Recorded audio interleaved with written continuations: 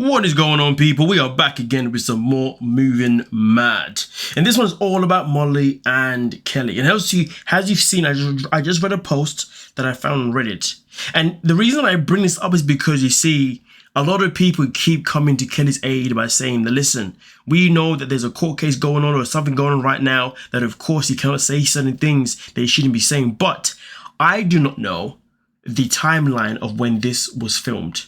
So at the end of the day, yes, of course, when this is filmed, they had already broken up, and the whole idea of coming to the show was either just to get money or it was to maybe actually work on things. But I'm not too sure if their existence on the show happened before or after everything that went down with Molly's daughter, Olivia. Now, I would like to imagine, given that Kelly is someone who's a former police officer, if he knows something is ongoing with her daughter, why would he want to then go on the TV show with Molly, knowing that he's not going to say certain things? And why would he want to go on a TV show with somebody that has a daughter that is after him, and also on top of that, who's also after him in the same light as well? Which makes me believe, unless someone can tell me otherwise, that this was filmed somewhat slightly before everything that went down with Olivia reporting Kelly to the police.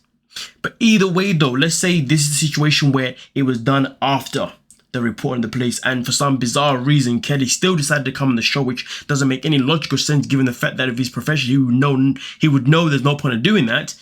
But the fact is though, why would TLC, why would Sharp Entertainment, why would 90 Day Fiancé want to bring him in, knowing that he cannot say anything, or at least he will not say anything that may incriminate him? Because therefore it makes the whole concept of the last resort pretty much pointless. Because of course the whole idea of couples therapy is for both couples to go into it and be as open as possible in the hopes that they can make things work. But from what I understand though, these two tried to make it work throughout the season, but then it just didn't work out, so therefore they ended up leaving early from what I understand, and therefore they completely broke up, which again still tells me that this must have happened before the events of Olivia. But either way though, that is the part that is very, very suspicious. Why are you on a show if you're not going to say anything? Why are you on a couples retreat, couples therapy, if you're not going to be vocal? It doesn't make any logical sense regardless of the angle.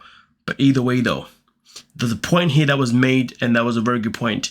There were similarities between Kelly and Lewis, and of course when there's similarities between two men that have been with the same woman, it clearly identifies that there's something wrong with the woman, and there's something that she's doing that is not truthful.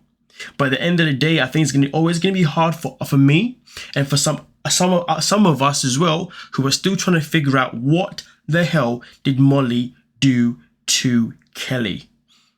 And he's not telling us anything. It is frustrating. But someone else came in with a very interesting response. Let's check it out.